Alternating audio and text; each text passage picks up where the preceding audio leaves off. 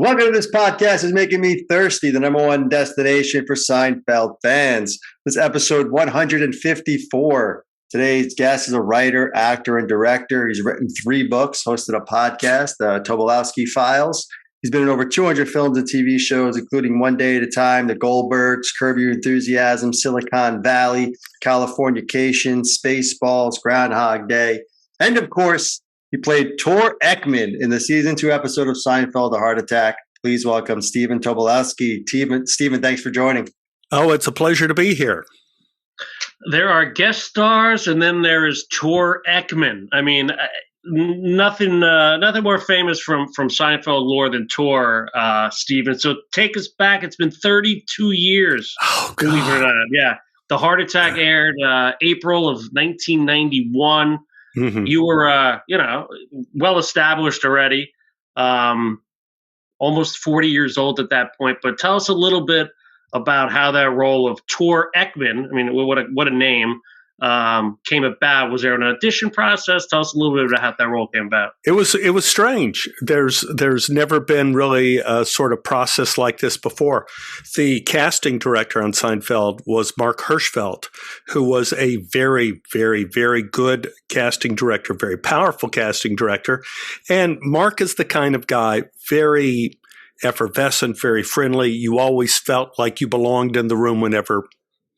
Now I think Mark is some hotshot at NBC or something. I mean, I haven't looked it up, but I think he's up there. If he's not president, he's like Lord High Guru or something. I mean, he's gone up the ladder. He's not a casting agent anymore. So Mark called me at home, and because I had read from him for various things before, he said, "Stephen, have you ever heard of the show Seinfeld?" Which I had, which is a separate kind of story, which I'll talk about later. I was a big fan of it. He says, "We're having trouble making this part funny. Could you come in today and meet with me and Jerry and see if you have any ideas on how to make it funny?" So I said, "Sure." And we were shooting at CBS Radford, which was right down the street from where I lived at the time. So I was even feeling health conscious. I had an audition. I'll bicycle over there. I went over and I sat down with Mark and with Jerry and looked at Tor Eckman. And, I don't know if you could see this. I didn't plan on this, but here is a book by Sigmund Freud. It's called Jokes and Their Relation to the Unconscious. And Sigmund Freud talks about comedy in here. And one of the things he says right in the first chapter is the secret of comedy is making the meaningful meaningless. So I take a look at things like the Ministry of Silly Walks with Monty Python and things like that. I go like, yeah, I get that. So I'm looking at the role of Tor Eckman and I'm thinking like, this is a perfect Freudian example of making the meaningful meaningless. At that particular time in history, in the early 90s, gurus were all over the place. You just shake a tree and someone was there with spiritual enlightenment. But of course, Tor Eckman speaks nonsense. So already you have the meaningful, which is someone who's a friend of Kramer. All right, that's already meaningless. He is a guru, and he speaks all of this gibberish. So I already have the foundation for comedy there. So in my head, I go like, I really don't have to do anything because all I have to do is say these lines, which were nonsensical in a very straight way, meaningful way, and it will work. And then I thought of something else. And that was, at the time, I was working on a movie with Kurt Fuller. And we were playing mafioso guys. He was my brother. And Columbia Pictures was teaching a sign language for the deaf for this movie. So the whole bit of the movie was I was supposed to hear and sign everything that people were saying, and sign to Kurt. And then Kurt would ask me questions and sign too.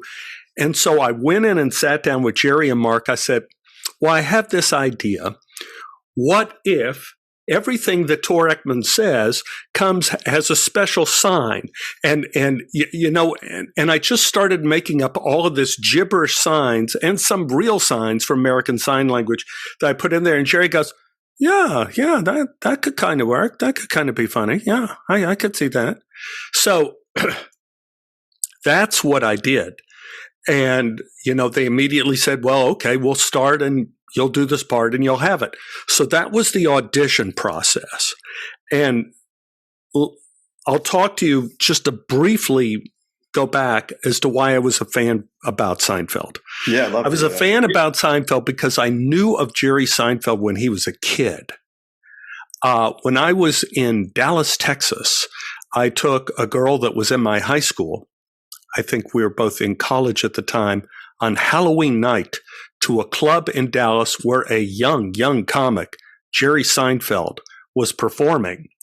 And I had kind of heard of Jerry Seinfeld a little bit because he did at that point the socks and the dryer routine.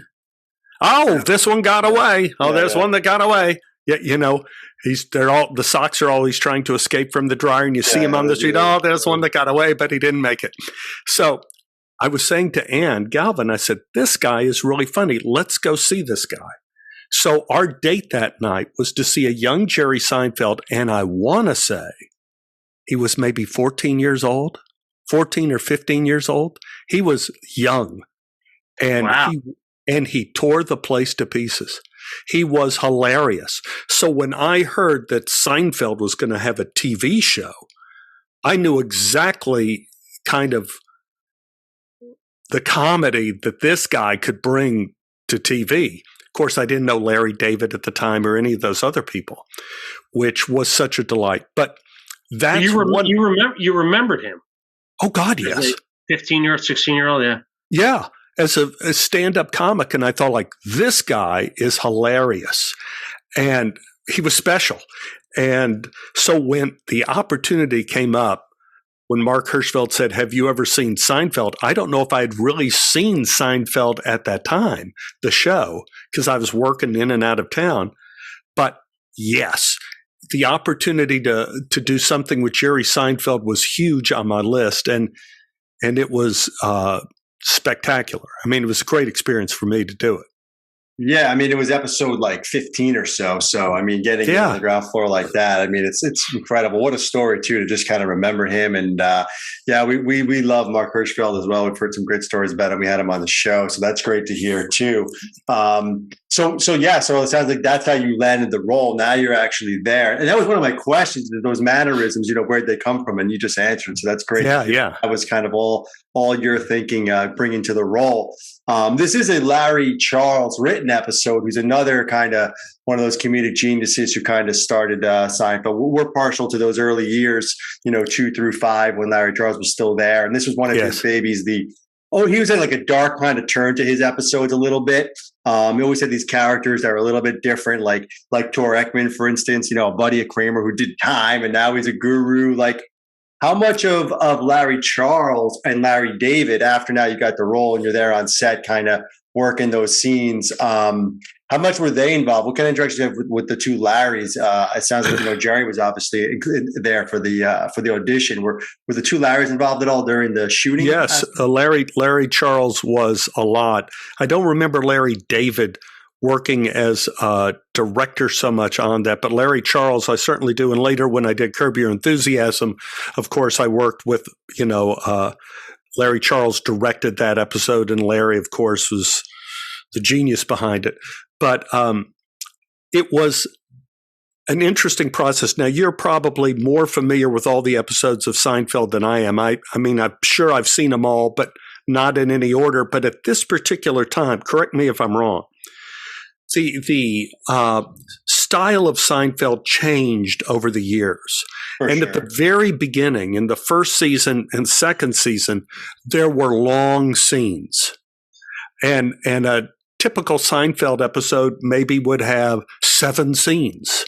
But later episodes of Seinfeld would have 40 scenes, because they had those quick blurps of, a shot of Kramer trying to climb a tree and getting stuck there. Oh, and then they cut to something else.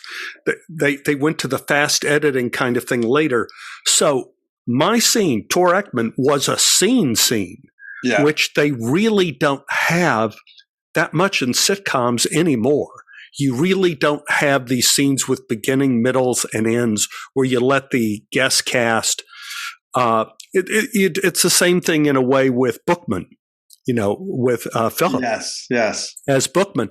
That's a real scene that he has with the introduction of his character, which, again, if you take a look at Sigmund Freud, Bookman is a total example of making the meaningful meaningless. You have to pay a fine at a library. So that already is meaningful, fine, meaningless at a library because someone has taken a book out. But then you have a policeman kind of guy who's going to chase you down. So then you're making the meaningless meaningful. So again, it's totally Sigmund Freud. The thing I noticed about this show was how they worked on it like a play. Very dedicated rehearsing, very much, and Michael especially, Michael really wanted to get every little beat right in it. He was kind of one of these actors that wanted to get the track set up, and then the car would go in front of the audience, boom, because he had all the places marked out. And so in our scene, he's the one who came up with the idea of the hug at the beginning. What if we have a special greeting? What if it's just this thing where we just freeze and hold each other? Where we're feeling each other's hearts. I'm thinking like, this is hilarious. Yeah, what can you do when somebody's coming up with great ideas like this? The one thing I'll say, I don't know if anybody's ever said this on your show before about Seinfeld working on it. I have never, even to this point in time, ever worked with a sitcom cast that ever worked as hard as those four did on Seinfeld. Ever. So much time and energy and detail was put in rehearsing every scene. And on shoot day, this is what my memory is of shoot day, was we showed up at like 10 in the morning. We rehearsed beat by beat, scene by scene, everything. Then we ran the show. We got notes from Larry Charles, Larry David. We got notes. Jerry would mention some things here and there. Then we had to all get ready for the audience was going to come in. And we shot the show in front of a live audience twice. And Jerry did the stand-up. So Jerry was on the stage acting, then he'd run into the audience in between scenes and do jokes and stuff with the people, like to warm up the crowd, jump down, get onto the stage, do it. So we did everything with the audience twice. We did 2 whole run-throughs of the show with the audience, sent the audience away, and then we went beat by beat through the entire show again with all the pickups and changes, and we finished at about 1:30 or 2 in the morning. Wow. I have never seen a cast so dedicated to doing a show. And this, Stephen, this was their 13th episode. I mean, they were still, quote unquote, getting their legs, right? Wow. I think season 2 gets kind of a bad rap. Like you mentioned, it was a different show. But I mean, the character development, especially in this episode, especially with Kramer, was super clear. He kind of became Kramer and all his crazy friends and all that stuff. And you mentioned the hug. So your scene, really interesting. Obviously, you were with, the big three there. Not Elaine, obviously, but, Jason, Michael, and Jerry, which is rare. You seem like a historian of the show. Obviously, the Bookman stuff is just with Jerry. You're with all three here. Yeah. That must have been pretty fun. Tell us a little bit. And they all had you yelling at Jerry with the feet on the table, your hands in George's face. You had connections, good chemistry with all three. Tell us a little bit about. Let's start with Jerry. What was he like as an actor? I know you met with him about the role, but that scene I felt like he knew he had to be the straight man. Yeah. And I felt like he was watching it both in the scene and outside the scene, kind of watching it to see overall how the whole thing was working. And, I think during the audience shoot, I think everything I had done at some point in rehearsal. I don't think I pulled something out that no one knew was coming. I think maybe including I did. Like the blowing in George's face. When I blew in George's face, I did it. But I think I gave it a little extra chutzpah in front of the audience. Once I heard the audience start to go, I continued it, in the old milking the bit routine. But, I really felt, now I didn't know it at the time because it was kind of early in my sitcom career, but I really felt those people were used to being on stage. I felt Elaine, Julia and Jason. Everybody I felt was very comfortable being on stage. They were theater actors as opposed to some people that you work with down the line that are just used to being in sitcoms. And they don't quite have the same performance, the size of their performance. And you take a look at somebody like Jason, the size of his performance is mighty. And the same thing with Michael. These gigantic performances, people really had not seen in sitcoms before. Yeah. And we've heard this before, and we knew it live. I mean, we grew up, watching the standard sitcom. Then all of a sudden, Seinfeld came on and was completely different than anything else, especially this season 2, right? So that's because I think what you just said is not only with the actors, but Larry and Jerry had never done it before, so they just did it their own way, and it was different than how it was done before. And that's how you get groundbreaking shows, right? You mentioned that Kramer came up with that hug at the beginning, right? Yeah. And then you talked about your rehearsal with the bell and going on George's face and the blowing in George's face. Sounds like you had a lot of leeway there during rehearsals to kind of come up with those things. What about the actual dialogue? Was any of that? Was that all Larry Charles' script? Did you work that stuff out too? Like the Cleveland 117, San Antonio 109. Was that always in the script as what you're reading off Jerry's paper? Yeah. It's all of everything I did was in the script. Now, somebody like Jerry has the license and the experience and the ability to add stuff, and so does Michael. Yeah, they would do. Now, I didn't work with Julia on it, but I've worked with her on other things too. Yeah, that's right. Yeah, she knew old Christine. I worked on a couple of those shows, and she is always so in the moment. Again, I would say she could act on Broadway. The same thing with Jerry, the same thing with Michael and Jason. They're so from the ground up like theater actors that they really can take the stage. They're, they've got that gravitas. Yeah. When you're rehearsing, I'm assuming the whole set is not built yet and maybe your wardrobe isn't set yet. But when that all comes together with your character, I mean, just the room you're in with all this stuff to have around you and just what you're wearing, how much of that did all of a sudden kind of click for you where it was like, oh, now I know this guy? Or did you already kind of know that going in that that's the kind of guy he was with the jingle jangle jewelry and just the room he was in?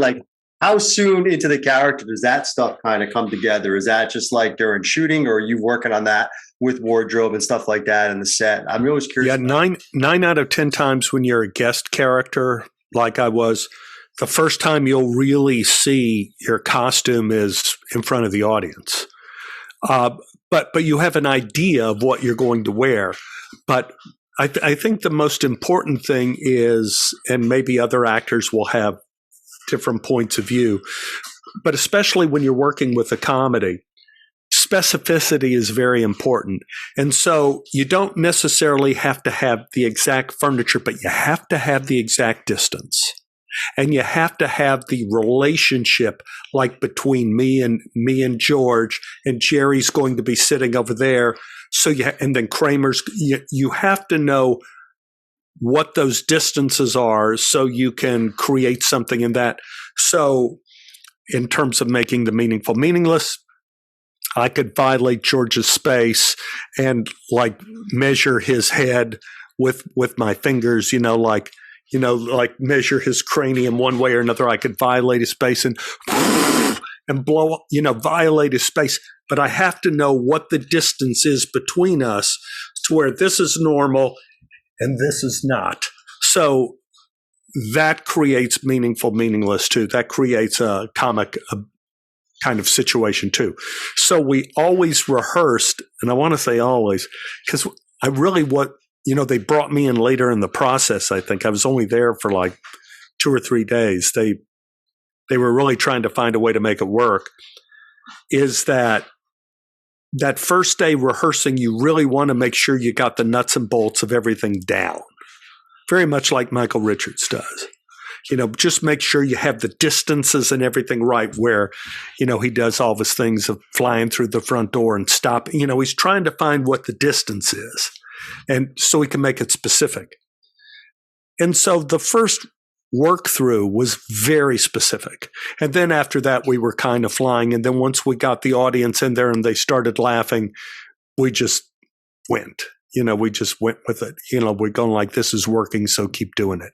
Wow. I mean, we've spoken to so many guest stars, even from the later years. They said it was such a well-oiled machine. It's incredible to hear how well-oiled it was on episode 13. Yeah.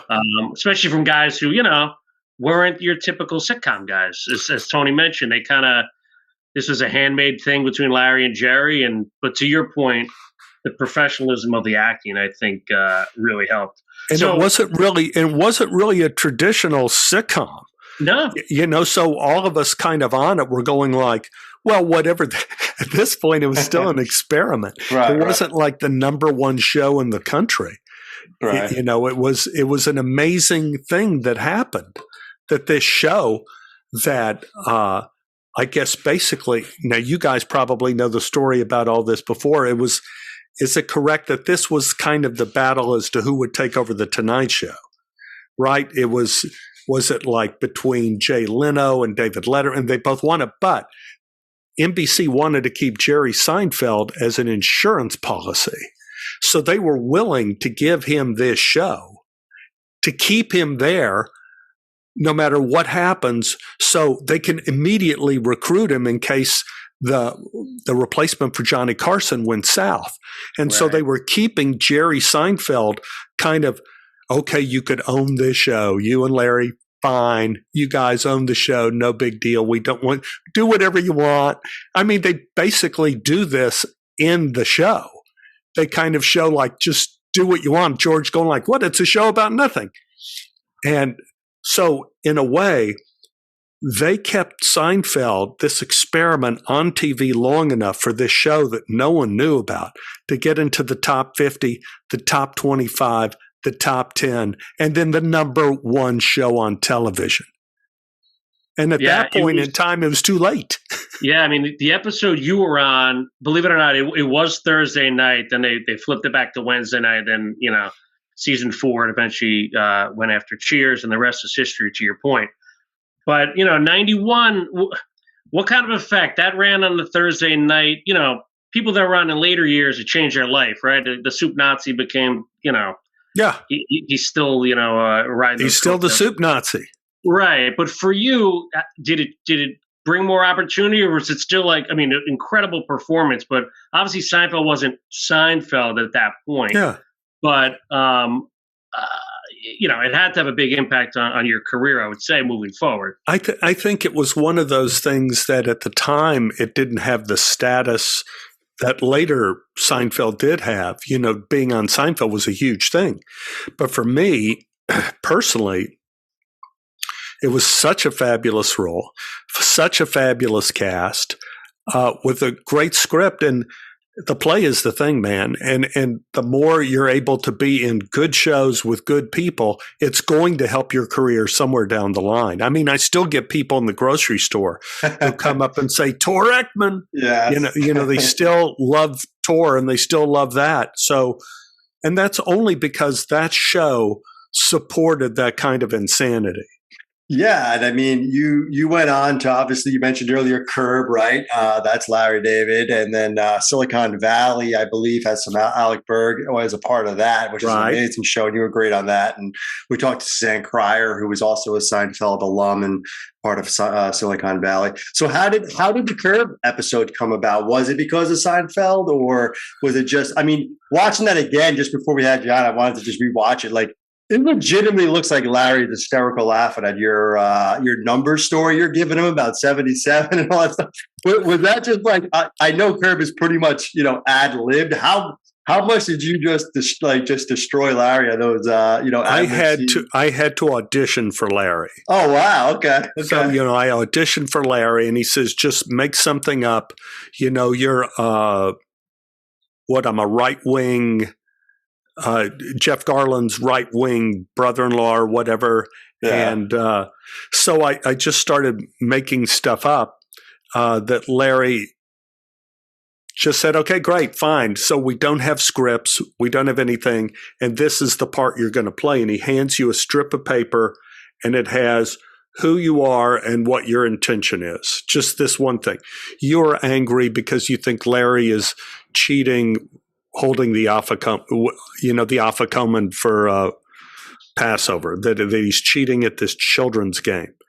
And so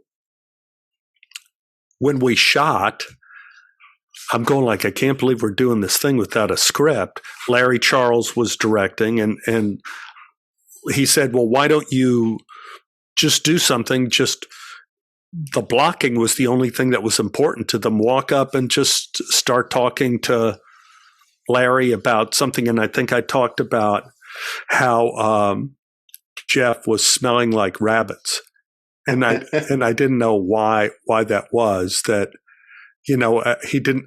I don't think he had pet rabbits, but there's this smell that I know from childhood was rabbits, and he's smelling like rabbits, and then Larry Charles says, "Okay." I have a little pneumonia, I'm sorry. And he said, why don't you add this?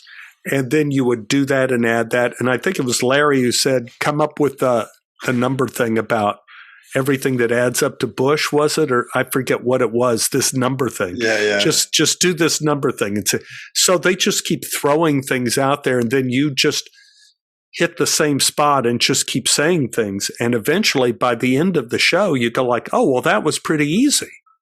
It wasn't such a nightmare doing this. I thought, how are we going to do it? But Larry is the only one who had the script.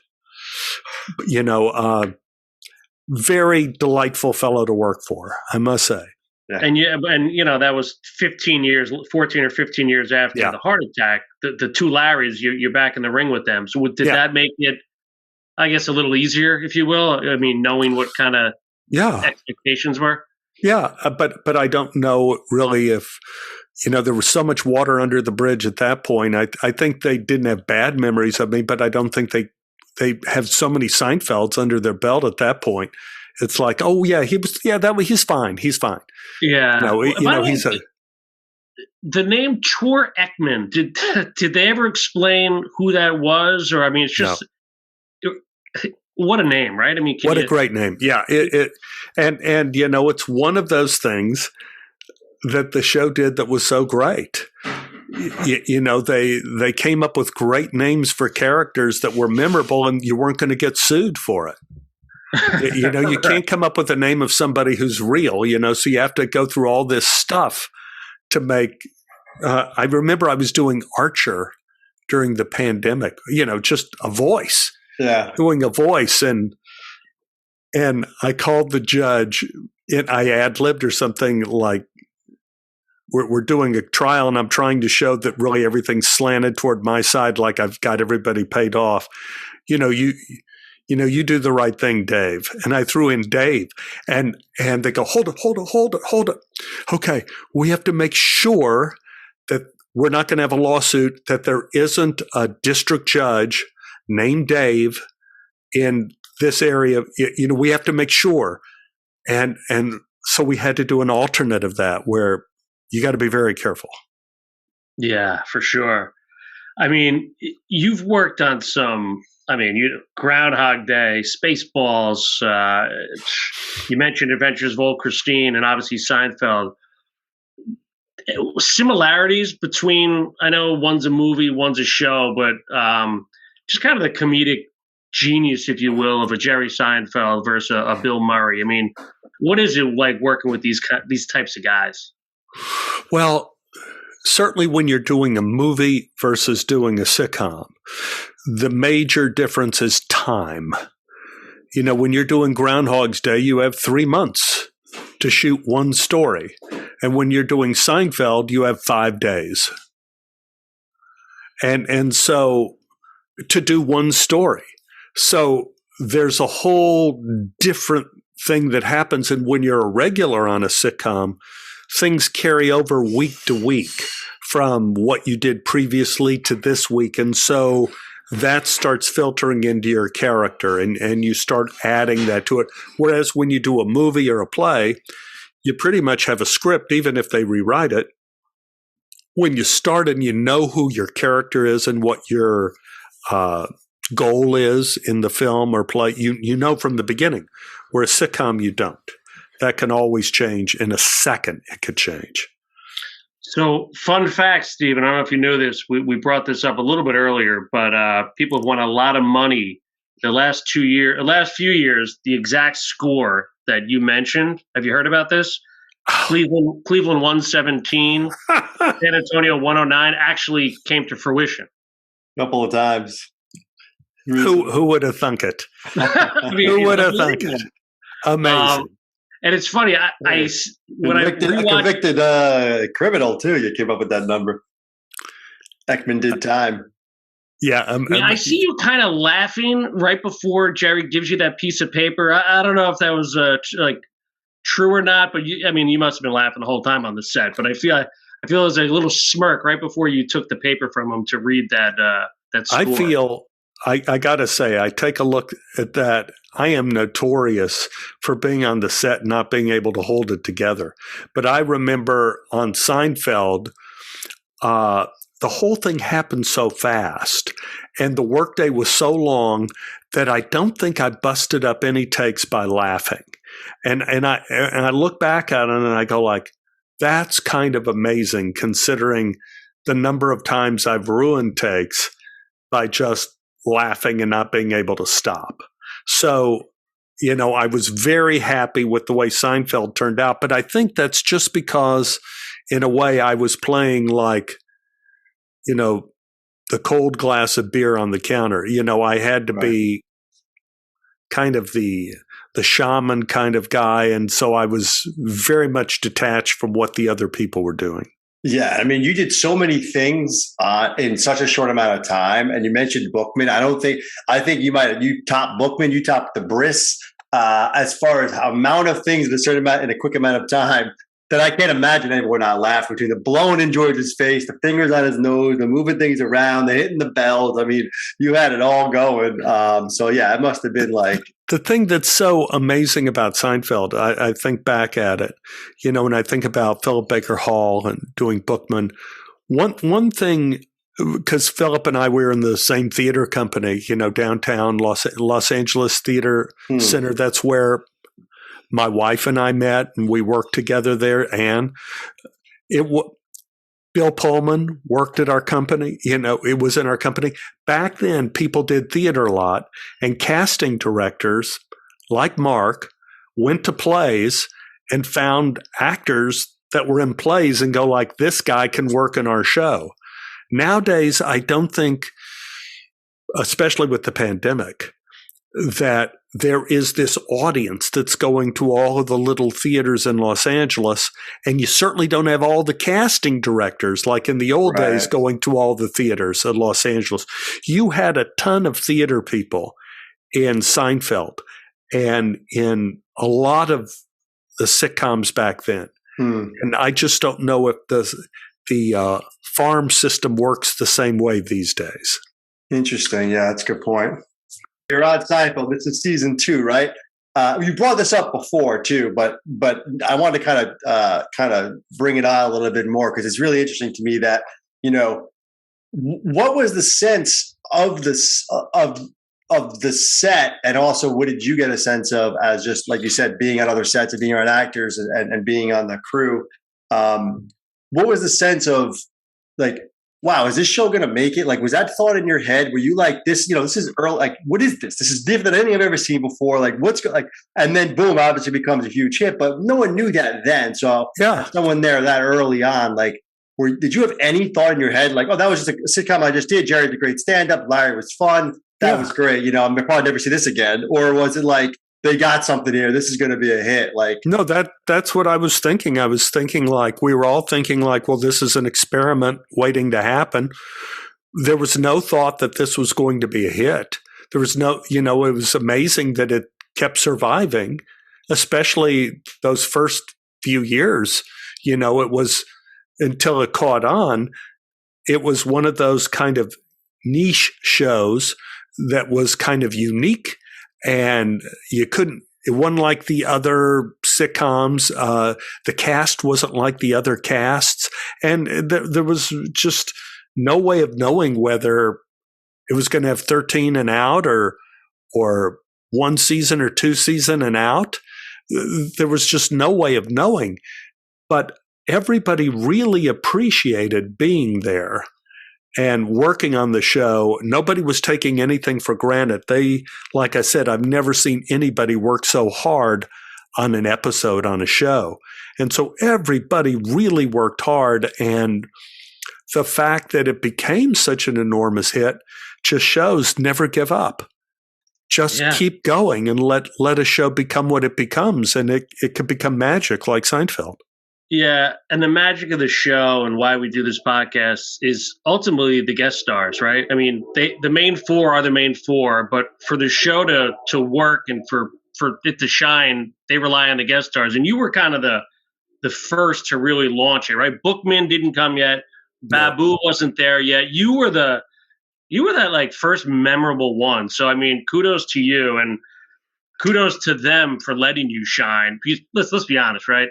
You think about other sitcoms, you never think about a certain guest star. Like, you know, you've done a million, right? You're in O'Hara, you're in a bunch of different shows. You know, we don't remember what you played in that, but, you know, we remember Tor Eckman. I think that's just, well, it's a credit to you, but it's a credit to, you know, these guys for knowing that, you know, guest stars are super important. And Hirschfeld, boy, did he nail it, right? Yeah, and I think you're right. I think everybody on the show, being theater people and being people that had that kind of experience, were respectful.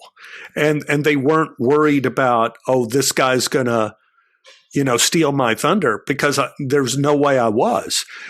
But they had respect for my part. They didn't want me to mess anything up. But at the same time, they felt it was working, and that made them happy. And they made all their scenes work. And, you know, we were a team. For that 1 week, we were a team. Well, certainly we're a team. And, you know, you played the part better than anyone could imagine, Stephen. So we want to thank you enough for We want to thank you enough for coming on the show and taking a trip down memory lane. Pleasure. Pleasure. Poor Eckman lives on forever. Yeah. Forever. Thank you for joining us. We hope you feel, I know you were under the weather a little bit. Maybe some of that Johnny Walker behind you will soothe your your throat there, right? Yeah, that was from Jimmy Kimmel. Oh, nice. Yeah, he gave me this when I did live in front of a studio audience, which was another one that came out of the blue. Oh, nice. Yeah, I'll tell you what, we got a couple coffee mugs and wine glasses. We'll send it your way. What do you say? I love it. I love it. All right. Thank you, Thanks Stephen. so much, This Stephen. was so much fun. Thank you. See you later, guys. All right. Have a good All night. the best. Bye-bye.